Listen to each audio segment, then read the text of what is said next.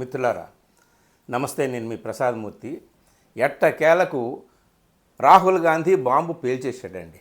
నా చేతిలో atom bomb ఉంది, నా చేతిలో ఆటం బాంబు ఉందని ఇన్ని రోజులు ఆయన ఊరేగాడు కదా. అరే ఉంటే పేల్చవయా, మేము కూడా చూస్తామని బీజేపీ నాయకులు అంటున్నారు కదా, ఎలక్షన్ కమిషన్తో సహా. మొత్తానికి నిన్న పేల్చి పడేశాడు. నిన్న ఢిల్లీలో కాంగ్రెస్ పార్టీ హెడ్ క్వార్టర్స్లో ఆయన పవర్ పాయింట్ ప్రజెంటేషన్ కూడా ఇచ్చి ఎలక్షన్ కమిషన్ ఏ విధంగా చోరీ చేసింది, బీజేపీ వారికి లాభం చేకూర్చేటట్టుగా, అంటే ఓట్లు దొంగతనం చేసి ఎలక్షన్ కమిషన్ బీజేపీకి ఇచ్చింది అని చెప్పేసి ఆయన ఏ విధంగా జరిగింది అనేది 5 రకాలుగా ఆయన చెప్పాడు. సరే, దీనికి ఎలక్షన్ కమిషన్ సమాధానం చెప్పాలి. బీజేపీ వారికి లాభం చేకూర్చింది ఎలక్షన్ కమిషన్ అన్నారు కాబట్టి బీజేపీ కూడా సహజంగానే రియాక్ట్ అవుతుంది. అయితే రాహుల్ గాంధీ ఏ నియోజకవర్గాన్ని తీసుకొని ఉదాహరణగా తన దర్యాప్తు సాగించి పరిశోధనలు చేసి ఇదిగో ఎలక్షన్ కమిషన్ ఇక్కడ దొంగతనం చేసింది అని చెప్పి నిరూపించాడో, ప్రూఫ్స్తో సహా ముందుకు వచ్చాడో, సరే అవి నిజమైన ప్రూఫ్సా కాదా దానికి సమాధానం అనేది ఎలక్షన్ కమిషన్ చెప్తుంది. అవి నిలబడతాయా లేదా అనేది. సరే, దీనికి కౌంటర్గా ఈయన ఏ నియోజకవర్గం నుంచి అయితే తీసుకున్నాడో ఆ నియోజకవర్గం ఎంపీ ఏమంటాడంటే రాహుల్ గాంధీ హిందూ ఓటర్లను అవమానిస్తున్నాడు అని అన్నాడండి. ఆయన ట్వీట్ చేశాడు. ఎవరా ఎంపీ? అసలు రాహుల్ గాంధీ తీసుకున్నటువంటి పార్లమెంటరీ నియోజకవర్గం ఏంటి నమూనాగా? ఎక్కడన్నాడు, ఎందుకన్నాడు? ఆ MP Karnataka central parliamentary constituency నుంచి 2024 లోక్సభ ఎలక్షన్స్లో బీజేపీ క్యాండిడేట్గా ఎన్నికైనటువంటి పీసీ మోహన్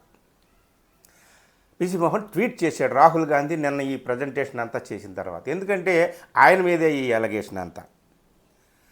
సరే, ఎలగేషన్కి ఎలక్షన్ కమిషన్ దొంగతనం చేసింది అన్నప్పుడు ఎలక్షన్ కమిషన్ దీన్ని నిరూపించుకుంటుంది, ఇక జరగలేదు, నువ్వు చేసిందే తప్పు అని. నిజంగా తప్పుడు ప్రచారం చేసి పొరపాటుగా ఒక రాజ్యాంగ వ్యవస్థ మీద ఇంత దారుణమైనటువంటి ఆరోపణలు చేసి నిందారోపణలు చేసి అబద్ధపు ప్రూఫ్స్తో నిందారోపణలు చేసి ఇట్లాగా అవమానం చేశాడని రుజువైతే రాహుల్ గాంధీకి కూడా శిక్ష ఉండొచ్చు, అది వేరే విషయం. కానీ బీజేపీ నాయకులు అందరూ కూడా రకరకాలుగా రాహుల్ గాంధీ ఓటమిని భరించలేక ఇలా మాట్లాడుతున్నాడని అది ఇది చాలామంది, సంబిత్ మిత్రా లాంటి వాళ్ళు చాలామంది మాట్లాడారు. కానీ ఏ నియోజకవర్గం గురించి అయితే రాహుల్ గాంధీ మాట్లాడాడో ఆ నియోజకవర్గం నుంచి గెలిచిన బీజేపీ అభ్యర్థి పీసీ మోహన్ మాత్రం హిందువులను అవమానపరుస్తున్నాడు రాహుల్ గాంధీ అన్నాడు. దీనికి నిన్న డిబేట్లో రాజ్దీప్ సర్దేశాయి ఇండియా టీవీ డిబేట్లో రాజ్దీప్ సర్దేశాయి ఇదేంటిది, మీరు హిందూ ముస్లిం యాంగిల్ ఎందుకు తీసుకొస్తున్నారు? ఇక్కడ రాహుల్ గాంధీ హిందూ ఓట్లను దొంగలించారో, ముస్లిం ఓట్లను దొంగలించారో, లేదా క్రిస్టియన్ ఓట్లను దొంగలించారో అని చెప్పలేదు కదా. మరి హిందువులను అవమానిస్తున్నారని ఆయన ఎందుకన్నాడు అంటే బీజేపీ వాళ్ళకు పడే ఓట్లన్నీ హిందువుల ఓట్లేనా? క్రిస్టియన్ ఓట్లు, ముస్లింల ఓట్లు, జైనుల ఓట్లు, బౌద్ధుల ఓట్లు, ఎవరి ఓట్లు కాదా? అంటే ఆ విధంగా ఈ విధంగా అంటే రాహుల్ గాంధీ చేస్తున్నటువంటి ఈ ఆరోపణలు ఏవైతే ఉన్నాయో ఇప్పుడు ప్రూఫ్స్తో సహా అవి ముందుకు ఆయన ఏ ఆరోపణలతో అయితే ముందుకు వచ్చాడో, ఏ ప్రూఫ్స్తో అయితే ఆయన ముందుకు వచ్చాడో దానికి సమాధానం చెప్పాల్సింది ఎలక్షన్ కమిషన్. కానీ దానికి సమాధానం హిందూ ముస్లిం ఇష్యూ అవుతుందా? ఎలా అవుతుంది? అంటే ప్రతిదాన్ని హిందూ ముస్లిం ఇష్యూ చేసేసి హిందూ వ్యతిరేకగా రాహుల్ గాంధీని చూపించి ఎక్స్పోజ్ చేసి ఇంకా ఏ ఆరోపణకి సమాధానం చెప్పకుండా తప్పించుకునేటటువంటి మార్గాన్ని ఇట్లా ఈ విధంగా ఆలోచిస్తూ ఉంటారా ఏంటనేది మనకు అనిపిస్తుంది. రాజ్దీప్ సర్దేశాయి డిబేట్లో అడిగాడు ఆయన్ని, పీసీ మోహన్ని, ఏమిటి మీరు ఎట్లా ప్రతిదానికి హిందూ ముస్లిం అని తీసుకొస్తున్నారు, దీనికి ఏంటి బేస్ అంటే మళ్ళీ ఆయన ఇంకా వేరే ఏవో చెప్పాడు. సరే, ఇప్పుడు అసలు కథలోకి వద్దాము. రాహుల్ గాంధీ పేల్చినటువంటి బాంబు ఏమిటి, ఎందుకు PC Mohan Karnataka central parliamentary constituency నుంచి ఎన్నికైనటువంటి పీసీ మోహన్ హిందూ ఓటర్లను అవమానిస్తున్నాడు రాహుల్ గాంధీ అని ఎందుకన్నాడు? అసలు రాహుల్ గాంధీ ఎలక్షన్ కమిషన్ దొంగతనం చేస్తుందని ఎలా నిరూపించాడు ఏమిటి అంటే చూద్దాం. ఒక నియోజకవర్గం తీసుకు, ఎందుకంటే ఒక నియోజకవర్గంలో, ఒక పార్లమెంటరీ నియోజకవర్గంలో 20-25 అసెంబ్లీ కాన్స్టిట్యున్సీస్ ఉంటాయి. అందులో ఒక కాన్స్టిట్యున్సీని పరిశోధించడానికే 6 నెలలు పట్టింది వీళ్ళకి. ఉదాహరణకి కర్ణాటక సెంట్రల్ పార్లమెంటరీ కాన్స్టిట్యున్సీలో వీళ్ళు మహదేవపుర అసెంబ్లీ కాన్స్టిట్యున్సీని తీసుకున్నారు. ఇక్కడ పీసీ మోహన్ మొత్తం ఓవరాల్గా ఎలక్షన్లో ఆయన గెలిచాడు కాంగ్రెస్ క్యాండిడేట్ మీద. ఆ కాంగ్రెస్ క్యాండిడేట్ మీద ఎన్ని ఓట్లతో గెలిచాడు? 32,707 ఓట్ల ఆధిక్యతతో గెలిచాడు. అయితే ఈ మహదేవపుర కాన్స్టిట్యున్సీలో ఏం జరిగింది అంటే అస్సలు మొత్తం అంతా కూడా చాలా గఫలా జరిగింది, అంతా అలకల్లోలం జరిగింది అక్కడ అని చెప్పేసి ఆయన చెప్పాడు. ఒక్క మహదేవపుర కాన్స్టిట్యున్సీలోనే వీళ్ళ ఓట్లు కాంగ్రెస్కి బీజేపీకి మధ్య ఉన్న పోలైనటువంటి ఓట్ల డిఫరెన్స్ 114,046 ఓట్లు డిఫరెన్స్ ఉంది ఒక్క మహదేవపుర అసెంబ్లీ కాన్స్టిట్యున్సీలో. ఆ డిఫరెన్స్ మొత్తం మీద ఈ కాన్స్టిట్యున్సీలో 1,250 ఓట్లు దొంగతనం చేసింది ఎలక్షన్ కమిషన్ అంటాడు రాహుల్ గాంధీ. ఏ విధంగా చేసిందో అని చెప్పాడు. ఫస్ట్ పాయింట్ ఏమిటంటే డూప్లికేట్ ఓటర్స్ గురించి చెప్పాడు. ఫస్ట్ డూప్లికేట్ ఓటర్స్, అందులో 11,965 మంది డూప్లికేట్ ఓటర్స్ ఉన్నారంట. అంటే ఒకే వ్యక్తి 2, 3, 4 చోట్ల కూడా ఉండొచ్చు అనమాట. ఉదాహరణకి ఒక వ్యక్తి పేరు చెప్పాడు, గురుకిరత్ సింగ్ డ్యాంగ్ అనే అతను 4 చోట్ల అతనికి ఓటు ఉందంట. ఇట్లాంటివి డూప్లికేట్ ఓటర్స్ దాదాపు 11,965. రెండో పాయింట్ ఏం చెప్పాడు అంటే fake are invalid voters, fake voters కానీ ఇన్వాలిడ్ ఓటర్స్ కానీ వాళ్ళు దాదాపు 40,965 మంది ఉన్నారంట. 40,965 మంది ఫేక్ ఓటర్స్ లేదా ఇన్వాలిడ్ అంటే ఎట్లా చెప్తున్నారా అంటే ఒక్కొక్కటి తీసుకుంటే ఒక్కొక్క ఓటర్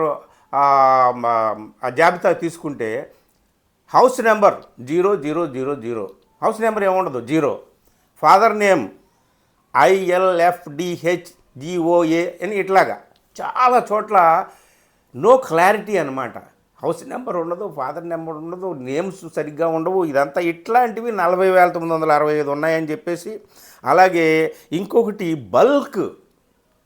బల్క్ ఓటర్స్ అంటే ఒకే ఇంట్లో 80 మంది 90 మంది 100 మంది ఓటర్స్ అంతమంది ఉంటారా? ఉండరు కదా. ఉదాహరణకి వీళ్ళు వెళ్ళి పరిశోధించారు. అట్లాంటి బల్క్ ఒక చోటకు వెళ్తే 35 హౌస్ నెంబర్ 35కి వెళ్తే అక్కడ 80 మంది ఓటర్లు ఉన్నారంట. యాక్చువల్గా అసలు ఒక ఇంట్లో 80 మంది ఓటర్లు ఉంటారా అని చెప్పి అక్కడికి వెళ్ళి పరిశీలిస్తే అక్కడ ఎవడో లేడంట. ఆ ఇంట్లో ఎవడూ లేరు హౌస్ నెంబర్ 35లో. అలాగే 68 మంది ఓటర్లు ఉన్న ఇంకో చోటకు కూడా వెళ్ళారు, ఒక బ్రోవరీ కమర్షియల్ ఎస్టాబ్లిష్మెంటు. అక్కడికి వెళ్తే అక్కడ కూడా నో వన్ వాజ్ దేర్. అంటే ఇట్లాంటి బల్క్ ఓటింగ్ అనేటటువంటిది 10,452 జరిగినాయి. అలాగే ఫోటోగ్రాఫ్స్ని మైక్రో ఫోటోగ్రాఫ్స్ అసలు చూడడానికి అవకాశమే లేనంత చిన్నగా ఉంటుంది, లేదంటే ఆర్ ఇండిస్టింగ్విషబుల్, అసలు మనం నిర్ధారించలేమన్నమాట ఫోటో ఎవరిది అని. ఆ టైపులో ఉన్నటువంటి కేసులు 4,132 కేసులు. ఇంకొక 5వ కారణం చాలా విచిత్రంగా ఉంది. ఫామ్ 6 అనేటటువంటిది న్యూ ఓటర్స్ ఫిల్ చేసేటటువంటిది. అందులో ఏజ్డ్ ఫెలోస్ 80 ఏళ్ళు 90 ఏళ్ళు 95 ఏళ్ళు 85 ఏళ్ళు వాళ్ళు చాలామంది నమోదై ఉన్నారు. అలాంటి ఓటర్లు కూడా ఉన్నాయి. ఇలాగా 5 కారణాలతో ఈసీ దొంగతనం చేసింది అని చెప్పి. అయితే అక్కడ నుంచి గెలిచాడు కాబట్టి ఆ బీజేపీ ఎంపీ కర్ణాటక సెంట్రల్ నుంచి గెలిచాడు కాబట్టి పీసీ మోహన్ అతనికి కాస్త ఉంటుంది, మరి బాధ్యత ఉంటుంది, వెంటనే రెస్పాండ్ అవుతాడు. రెస్పాండ్ అవ్వడం అనేది అరే నువ్వు నిరూపించుకో, నిజంగా అఫిడవిట్ సబ్మిట్ చేయి, అది ఇది అని అనొచ్చు. కానీ హిందూ ఓటర్లని అవమానించాడని చెప్పడం అనేటటువంటిది మాట్లాడితే ఎటు తిరిగి ఎటు వచ్చినా సరే, ఎటు తిరిగి ఎటు తిప్పినా అటు తిప్పినా ఇటు తిప్పినా చివరికి హిందూ ముస్లిం దగ్గరికి రావడం అనేటటువంటిది బీజేపీ వాళ్ళకి ఇదయింది. అయితే ఈ విషయంలో ఎలక్షన్ కమిషన్ ఎట్లా రెస్పాండ్ అయింది? ఏమైందంటే ఎలక్షన్ కమిషన్ ఏమంటుందయ్యా అంటే నువ్వు అఫిడవిట్ సబ్మిట్ చేయి. కర్ణాటక చీఫ్ ఎలక్షన్ ఆఫీసర్ కూడా ఏమన్నాడంటే నువ్వు ఏ పేర్లతో నువ్వు ఆరోపణలు చేస్తున్నావు ఆ పేర్లన్నీ కూడా మెన్షన్ చేసి ఎక్కడెక్కడ బూత్ నెంబర్లతో సహా అన్నీ కూడా మెన్షన్ చేయని చెప్పేసి వాళ్ళు అన్నారు. ఇట్లాగే ఎలక్షన్ కమిషన్ కూడా మీరు అఫిడవిట్ సబ్మిట్ చేయండి, యూ కమ్ అండర్ ఓత్, అది ఏంటో బయట చెప్పడం కాదు మాట్లాడడం కాదని. రాహుల్ గాంధీ ఏమంటున్నాడు, ఇది అంతకు మించిన అఫిడవిట్ ఏంటి, నలుగురు ముందు పెట్టాను కదా, పబ్లిక్గా పెట్టాను కదా, పబ్లిక్ డొమైన్లో అందరినీ అందరినీ పిలిచి నేను పవర్ పాయింట్ ప్రజెంటేషన్ కూడా ఇచ్చాను కదా, ఇంతకు మించి ఇంకా అఫిడవిట్ ఏంటి? నువ్వు కోర్టుకు వెళ్ళు, అఫిడవిట్ సబ్మిట్ చేయి, కంప్లైంట్ చేయి, అప్పుడు దీని మీద మేము విచారిస్తాము అని చెప్పేసి ఎలక్షన్ కమిషన్ అంటుంది. సరే, ఇది ఎలక్షన్ కమిషన్ ఏంది, ఎలా తీసుకుంటుంది, ఏమిటి అనేటటువంటిది మనం అది ఎలక్షన్ కమిషన్కి సంబంధించింది. బీజేపీ పార్టీ కూడా తమ మీద వచ్చినటువంటి ఆరోపణ కాబట్టి వాళ్ళు కూడా నిర్దోషులుగా నిర్ధారించుకోవాలి. ఏది ఏమైనా ఈ మొత్తం కార్యక్రమంలో అంటే ఇప్పటిదాకా బాంబు ఉంది నా చేతిలో అని చెప్పేసి బెదిరించినటువంటి రాహుల్ గాంధీ ఆ బాంబు పేల్చాడు. కానీ అది బాంబు కాదు. బీజేపీ వాళ్ళు ఏమంటున్నారు, ఓన్లీ ఒక కాకర పువ్వొత్తు, పూల్చెడి అంతే, తుస్సుమందని చెప్పేసి వాళ్ళు అంటున్నారు. సరే, ఎవరు ఏమన్నప్పటికీ కూడా ఇందులో రాహుల్ గాంధీ చెప్పినటువంటి కొన్ని విషయాలు ప్రజలందరినీ కూడా ఆశ్చర్యచకితుల్ని చేసేటటువంటి విషయాలన్నమాట. ఆయన తెలియజేసినటువంటి ఈ 5 పాయింట్లో అని ఒక్క నియోజకవర్గం ఎందుకు తీసుకున్నావు? 25 నియోజకవర్గాలు ఉన్నాయి కదా, 25 అసెంబ్లీ కాన్స్టిట్యున్సీస్ ఉంటే నువ్వు ఒకటే తీసుకుంటే ఎలాగా అని చెప్పేసి ఆయన ఎంపీ అంటున్నాడు. కానీ ఒక అసెంబ్లీ కాన్స్టిట్యున్సీలో ఎలక్ట్రానిక్ డిజిటల్ రికార్డ్ ఇమ్మన్నారు వీళ్ళు. మొత్తం అసలు డిజిటల్ రికార్డ్ మేము ఇవ్వము, సీసీటీవీ ఫుటేజ్ ఇమ్మన్నారు, మేము ఇవ్వము, అదంతా కూడా డిస్ట్రాయ్ అయిపోయింది. ఏమి ఇచ్చారంటే పేపర్ కట్టలు ఇచ్చారు. ఎంత ఎత్తు, 7 అడుగులు ఎత్తు, 2-3 కట్టలు ఇంతంత ఎత్తు కట్టలు ఉన్నాయి. వాటిని పరిశీలించడానికి 6 నెలలు పట్టింది. 30 మంది నిర్విరామంగా పరిశ్రమించి పరిశోధిస్తే 6 నెలలు ఒక్క కాన్స్టిట్యున్సీలో ఇది తేలింది. ఇక దేశం అంతా చేస్తే ఎట్లా ఉంటుంది? దేశం అంతా కూడా మనకు నిజాలు తెలియాలంటే ఎలక్ట్రానిక్ రికార్డు కావాలి, డిజిటల్ రికార్డు కావాలి, సీసీ కెమెరా ఫుటేజ్ కావాలి. మీరు ఏదో సెక్షన్స్ చెప్తున్నారు కాన్స్టిట్యూషన్లో, దాని ప్రకారం దీని ప్రకారం 45 రోజుల్లో డిస్ట్రాయ్ చేసేయాలి, అది ఇదని. ఎందుకు డిస్ట్రాయ్ చేయాలి? డిజిటల్ యుగంలో డిస్ట్రాయ్ చేయాల్సినటువంటి అవసరం ఏముంది? డిజిటల్ రికార్డుని మనం రికార్డుగా దాన్ని అలా ఉంచవచ్చు, ఎప్పుడైనా సరే ఆరోపణలు చేయవచ్చు. మీరు 15 నెలల తర్వాత ఇప్పుడు ఆరోపణలు చేస్తున్నారు ఏంటని వాళ్ళు అంటున్నారు. సరే, వాళ్ళు వీళ్ళు ఏమనుకుంటారో తెలియదు. కానీ మొత్తం మీద నాకు రాహుల్ గాంధీ తన చేతుల్లో తనకు చిక్కినటువంటి ఆధారాలు ఏమిటి, సాక్ష్యాలు ఏమిటి, వాటిని అన్నింటినీ ఇక్కడ పెట్టాడు. ఇప్పుడు అది ఎలిగేషన్ కాదు, సాక్ష్యాలను అక్కడ పెట్టాడు. ఇప్పుడు ఈ విషయంలో నిరూపించుకోవాల్సింది ఏమిటాయా అంటే, సత్య నిరూపణ చేసుకోవాల్సినటువంటిది బోన్లో ఉన్నటువంటిది ఎలక్షన్ కమిషనే. Former chief election commissioner OP Rawat కూడా నిన్న ఆ డిబేట్లో మాట్లాడినప్పుడు ఆయన కూడా చెప్పింది ఏమిటంటే, ఫ్యాక్ట్స్తో సహా ఎలక్షన్ కమిషన్ ఇలాంటి ఎలిగేషన్స్ ఎప్పుడు కూడా ఎదుర్కొంటూ ఉంటుంది, కానీ వాటిని కౌంటర్ చేస్తుంది ఫ్యాక్ట్స్తో సహా అని ఆయన అన్నాడు. అంటే ఫ్యాక్ట్స్తో సహా నువ్వు కౌంటర్ చేయాల్సినటువంటి బాధ్యత ఎలక్షన్ కమిషన్కి ఉంది. అది ఉందా లేదా అనేటటువంటిది. నువ్వు కోర్టుకు వెళ్ళంటే కోర్టుకి 100 సార్లు వెళ్ళాము, హర్యానా విషయంలో వెళ్ళాము, మహారాష్ట్ర విషయంలో వెళ్ళాము, 100 సార్లు వెళ్ళాము, ఏమీది 100 సార్లు ఎలక్షన్ కమిషన్కి అప్లికేషన్ పెట్టుకున్నాము, ఏమీ తేలేదు అని. సరే, ఇది మిత్రులారా, మొత్తానికి రాహుల్ గాంధీ బాంబు అయితే పేలింది.